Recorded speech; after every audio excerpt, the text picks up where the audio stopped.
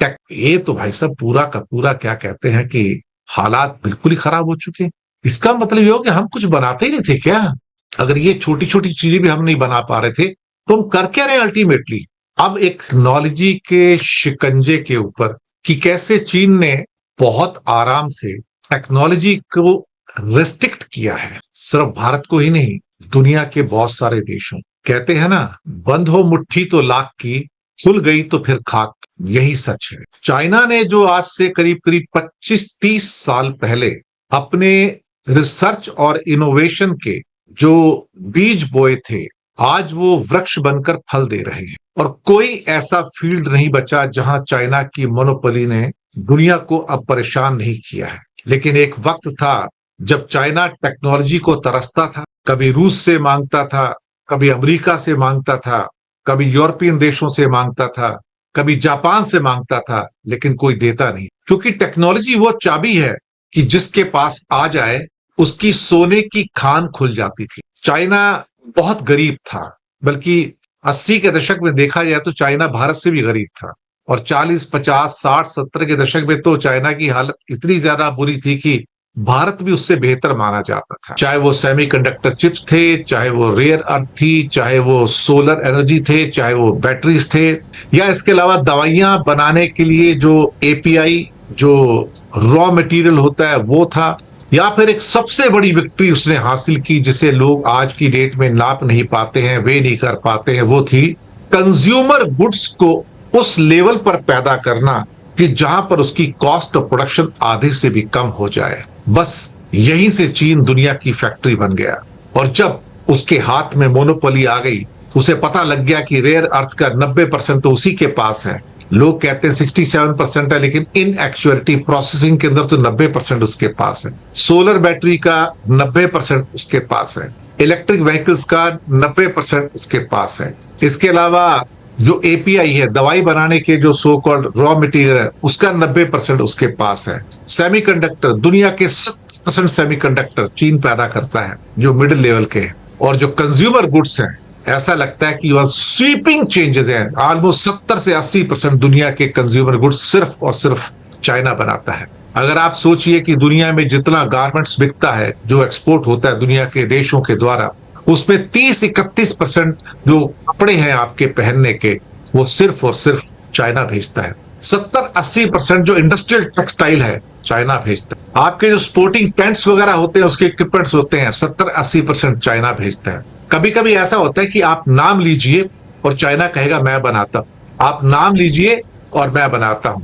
और अगर आप वो चीजों को अमेरिका में या यूरोप में जिस दाम पर खरीदना चाहते हैं, वो उससे 10 गुना कम दाम पर आपको बनाकर दे देता है। ये उसकी महारत थी, ये उसकी इनोवेशन और रिसर्च की पावर थी। इसके द्वारा दुनिया उसके ऊपर डिपेंडेंट होती चली गई और अपनी लेबोरेटरीज कंट्रीज ने बंद कर दी।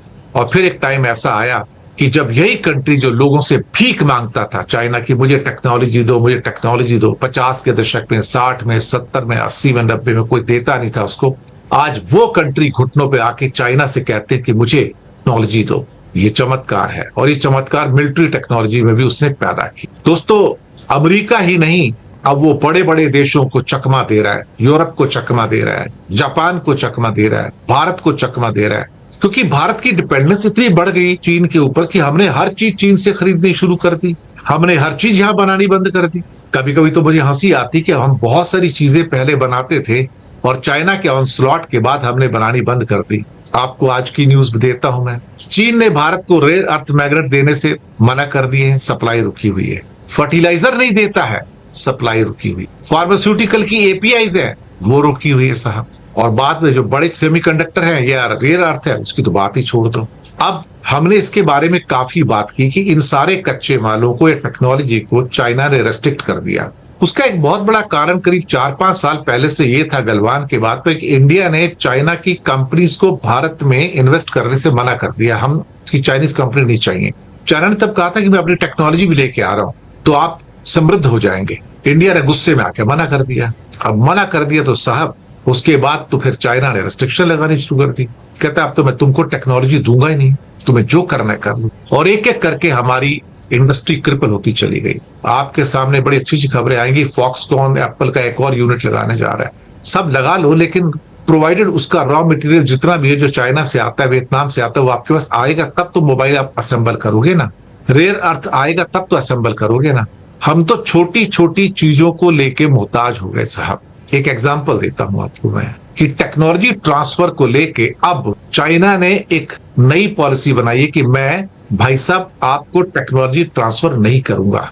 एक सिंपल सी कंपनी है चाइना की हायर, उसकी डील हुई सुनील मित्तल के साथ। एग्जांपल देके बोलता हूँ, भारतीय ग्रुप का जो एयरटेल का है, और हायर जो है अप्लायंसेस बनाती है जैसे फ्रिज वगैरह हो गई या बाकी चीजें हैं। और इसमें अपने जो इंडियन यूनिट था उसमें करीब करीब 50% हिस्सेदारी बेचना चाहती थी। वो सारी फॉर्मेलिटी भी पूरी हो गई।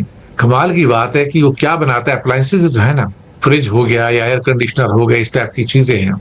और भारत के पास ये टेक्नोलॉजी भी नहीं है कि हम अपना फ्रिज बना सकें या टेक्नोलॉजी बना सकें या एक डिश वॉशर बना सकें या हम कोई एक एयर कंडीशनर बना सकें। जी हाँ, मैं सच कह रहा हूँ। तो भारतीय एयरटेल का मित्तल जो है वो चाहते थे कि हायर की टेक्नोलॉजी हमें मिले। हायर बेचना चाहता है, टेक्नोलॉजी देना चाहता है। वो चाइना ने रोक के रख दिया कि मैं सोचूंगा क्या कर रहा है। वो रुका पड़ा इस टाइम। यानी कि चीन अब एक होम अप्लायंसेस, किचन अप्लायंसेस के जो टेक्नोलॉजी है वो भी ट्रांसफर करने से मना कर रहा है। इसके अलावा एक और कंपनी है भारत की, पीजी इलेक्ट्रोप्लास्ट। वो एयर कंडीशनर के कंप्रेसर बनाना चाहती। अब हमें कंप्रेसर भी नहीं बना सकते फ्रिज का या एयर कंडीशनर का। कमाल की बात है, हिंदुस्तान में कंप्रेसर नहीं बनते हैं। अब उसके लिए चीनी सरकार की मंजूरी का इंतजार है। वो कहते हैं कि हमने फैक्ट्री बन चुकी है, सब कुछ हो चुका है, लेकिन कोलैबोरेशन भी हो गई है। लेकिन मुसीबत यह है कि जो उसका चाइनीज पार्टनर है वो कहता है कि भाई मैं आपको शायद उसकी कंपनी का नाम हाईली ग्रुप है, कि मैं आपको देने को तैयार हूं टेक्नोलॉजी, लेकिन चीन की सरकार ने रोक लगा दी है कि मैं आपको अभी टेक्नोलॉजी ट्रांसफर ना करूं। यानी कि कंप्रेसर की टेक्नोलॉजी भी रुक गई साहब। कमाल है ना। होम अप्लायंसेस के अंदर डिश वॉशर की, एयर कंडीशनर और एक क्या कहते हैं कि फ्रिज की टेक्नोलॉजी भी चाइना ने रोक दी। क्या हमको ये भी मतलब बनाने की अब इतनी हमारी बुरी हालत होगी, हम ये भी नहीं बना सकते हैं? और खास तौर से जो ऑटोमोबाइल के सौदे हैं जिसमें इलेक्ट्रिक व्हीकल है, तो सारे इलेक्ट्रिक व्हीकल, सारी टेक्नोलॉजी चाइना की 100% है। वो तो अब चाइना ने उसके ऊपर अपने स्क्रू जो कसने शुरू कर दिए। और वो नहीं चाहता कि इंडिया तो छोड़ो, वो अमेरिका को भी देने को तैयार नहीं अब टेक्नोलॉजी। और चाइना की कंपनियों ने अपने जो पार्टनर्स हो सकते थे बताया, तो उनका कहना है कि नहीं भैया तुम रुक जाओ, तुम कोई भी अपनी डील जो है, टेक्नोलॉजी जो है, इलेक्ट्रॉनिक जो आपके ऑटोमोबाइल्स है वो ट्रांसफर नहीं करोगे। तो भारतीय कंपनियों की जो एक्सपेंशन योजनाएं थी या जो प्रोडक्शन योजनाएं थी वो देर हो गई साहब। एक कंप्रेसर के टेक्नोलॉजी नहीं मिल पा रही है साहब, फ्रिज की टेक्नोलॉजी नहीं मिल पा रही है, एसी की टेक्नोलॉजी नहीं मिल पा रही है। कमाल की बात है साहब, कमाल की बात है। इसका मतलब भारत की कई बड़ी जो ऑटो पार्ट्स जो कंपनियां हैं, जैसे सोना कॉमस्टर है, डिक्सन टेक्नोलॉजी है, ईपैक ड्यूरेबल है या भगवती प्रोडक्ट्स है, वो चाइना के साथ, उनकी कंपनियों के साथ ज्वाइंट वेंचर स्थापित करना चाहते हैं, टेक्निकल अलायंस करना चाहते हैं। लेकिन जिनके साथ करना चाहते हैं तो चाइनीज गवर्नमेंट कहती है रुक जाओ, हम टेक्नोलॉजी ट्रांसफर नहीं करेंगे। ये तो भाई साहब पूरा का पूरा क्या कहते हैं कि हालात बिल्कुल ही खराब हो चुके हैं। इसका मतलब ये हो कि हम कुछ बनाते ही नहीं थे क्या? अगर ये छोटी छोटी चीजें भी हम नहीं बना पा रहे थे तो हम कर क्या रहे अल्टीमेटली?